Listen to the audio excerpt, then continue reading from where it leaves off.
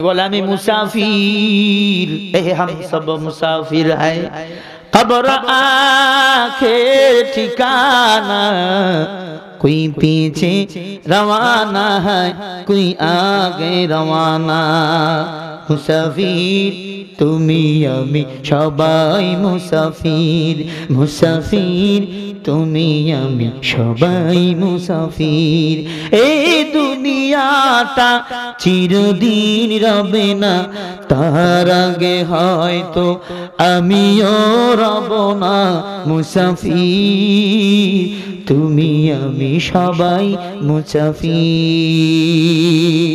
ভাই বোন বন্ধু যারাই বলো স্বার্থ ফুরালে কেটে পড়ো ঠিক কিনা ভাই বোন বন্ধু যারাই বলো স্বার্থ ফুরালে কেটে পড়ো আল্লাহ পড়ে না কেউ তো বোঝে না আল্লাহ পড়ে না কেউ তো বোঝে না এই দুনিয়াটা মুসাফির খানা মুসাফির মুসাফির মুসাফির তুমি আমি সবাই তো মুসাফির ঠিক কিনা মুসাফির মুসাফির মুসাফির তুমি আমি সবাই তো মুসাফির আপন মানুষ তো পর হয়ে যায় ধোঁকা দেয় শেষে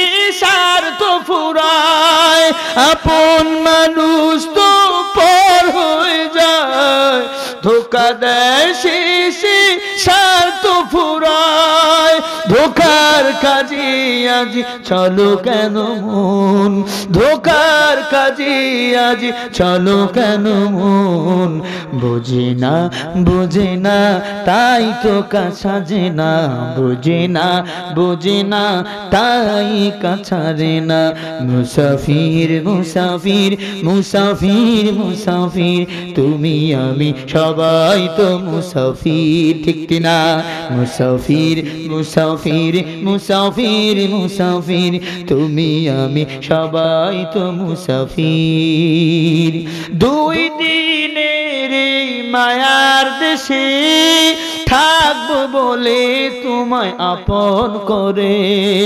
হঠাৎ একদিন বলে তোরি চিনি না হয়তো বা কালকে থেকে এই যদি হয় মোর পরিণতি হবে কি গো বন্ধু তোমার গতি এই যদি হয় মোর পরিণতি হবে কি গো বন্ধু তোমার গতি আমি রাগ করি না আমি বাধা দেব না আমি রাগ করি না আমি বাধা দেব না সুখে শান্তিতে থাকো তোমরা মুসাফির মুসাফির আমরা সবাই মুসাফির মুসাফির মুসাফির মুসাফির মুসাফির জোরে মুসাফির মুসাফির আমরা সবাই মুসাফির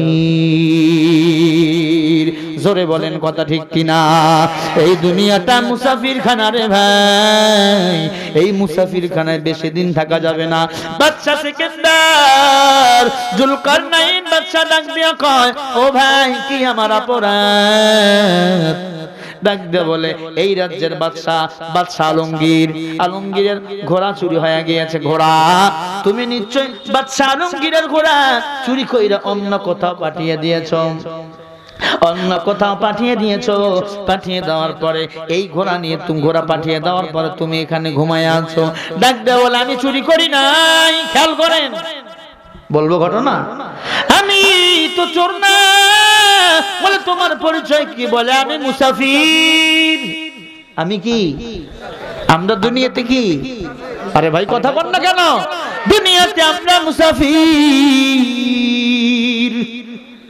যুবক ভালো করে দিলের কান দিয়া শোনে বলে আমি মুসাফির বলে কথা কম বাদশা জুলকারনাইনকে বন্দী করা হলো বন্দী করাবার পর বাদশার দরবারে নিয়ে যাওয়া হলো। জেলখানার আসামি। এতক্ষণ উনি কি ছিল?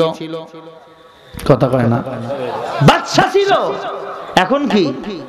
জেলখানার। কথা বলেন না কেন? আসামি। কেন এমন হলো?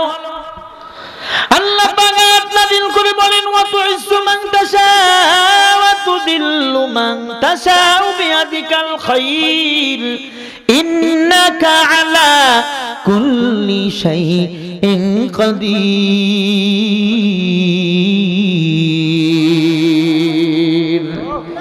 ইজ্জত সম্মান দেওয়ার মালিককে বান্দারে বিইজ্জত করতে পারে কে? জোরে বলেন। অধিক শক্তিশালী আমার আল্লাহ। যা হবে আমগো জীবনে কল্যাণের জন্য হবে। কথা বলেন ঠিক কিনা?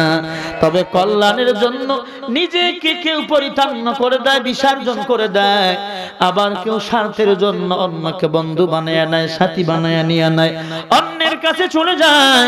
হয়তোবা অনেকে স্বার্থ হাসিল করতে পারে না বিধায় নিজের মনকে নিজেই কষ্ট দেয়, নিজের আগুনে নিজেই পুড়ে ছারখার হয়ে যায়, অন্য কাউকে কষ্ট দেয় না। ঠিক না বা ঠিক? জোরে বলেন। এটা হলো উলামায়ে কেরামের মূল মাকসাদ। ওরে আল্লাহর গোলাম যুবক ভাই, ও মা, ভালো করে শোনেন। মাইকের আওয়াজ যদি কানের মধ্যে যায়। বাদশা জুলকারনাইনকে বন্দী করা হলো। অপরাধ কি? বলে ঘোড়া চুরি করছে। ঘোড়া কি চুরি করছে? আরো জোরে কোন। উনি ঘোড়া চুরি করছে। বাদশা জুলকারনাইন বন্দী হয়ে গেল। উনি কোরআন শরীফ তেলাওয়াত করতে পারত। সুবহানাল্লাহ বলেন। সকাল সন্ধ্যা কোরআন শরীফ তেলাওয়াত করত। ভালো করে দিলের কান দিয়ে শুনেন। সকাল সন্ধ্যা কোরআন শরীফ তেলাওয়াত করতেছেন। এমন সময় আল্লাহর বান্দা বাদশা আলমগীর দেখতে আসছে। দেখি তো জেলখানার কয়েদিরা কেমন আছে দেখতেছে। আল্লাহর বান্দা যেমন সুন্দর চেহারা তেমন তার কোরআন তেলাওয়াতের আওয়াজ। সুবহানাল্লাহ।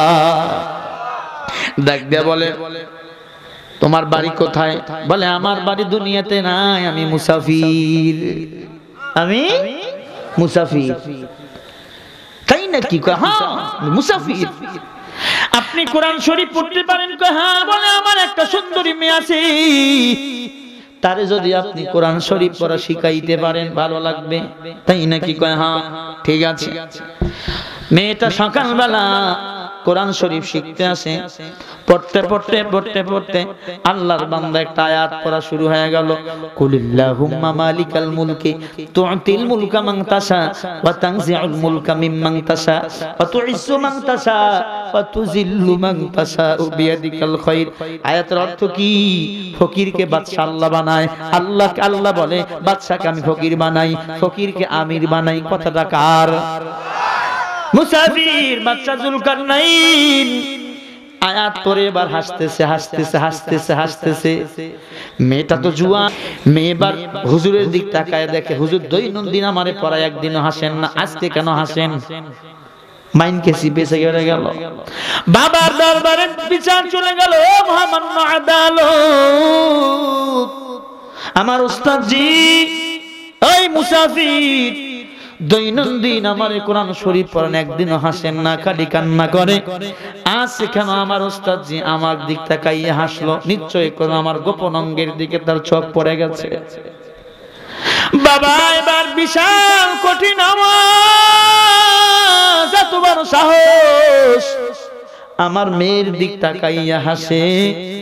আসলে মূল খবর তো জানে না। বাদশা জুলকারনাইনের ফাঁসির হুকুম হয়ে গেল। আমার মেয়ে অপরাধ করে, আমার মেয়েকে তাকাইয়া, আমার মেয়ের দিক তাকাইয়া তাকাইয়া হাসে। আসলে কি অপরাধ করেছে এটা মানুষের সামনে তো বলা যায় না। আল্লাহর বান্দার মনে একটা আশা আছে, আমার মাওলাকে পেতে চায়, দুনিয়ার কাউরে কষ্ট দিতে চায় না। ঠিক কিনা? বাদশা সিকান্দার ফাঁসির হুকুম হয়ে গেল। দিন ধার্য করা হলো, বুধবারের দিন হবে ফাঁসি। খেয়াল করেন, আসরের নামাজের পর ফাঁসি। এবার ফাঁসির আগে আসামিকে বলা হয়, তোমার মনের কোন শেষ ইচ্ছা আছে নাকি? সুবহানাল্লাহ বলেন। হ্যাঁ বলে আছি। বলে কি? বলে আমি কিছু অভিজ্ঞ আলেম ওলামার সাথে কথা বলতে চাই, আর একটা কোরআন শরীফ আমার সামনে হাজির করে দাও। ওরে আল্লাহর গোলাম, ফাঁসির ময়দান, ফাঁসির রশি দেখা যাচ্ছে, একটু পরে হবে মরণ। কিছু আলেম ওলামাদেরকে নিয়ে আসলেন, ফাঁসির রশিও হাজির, একটু পরে ফাঁসি হবে।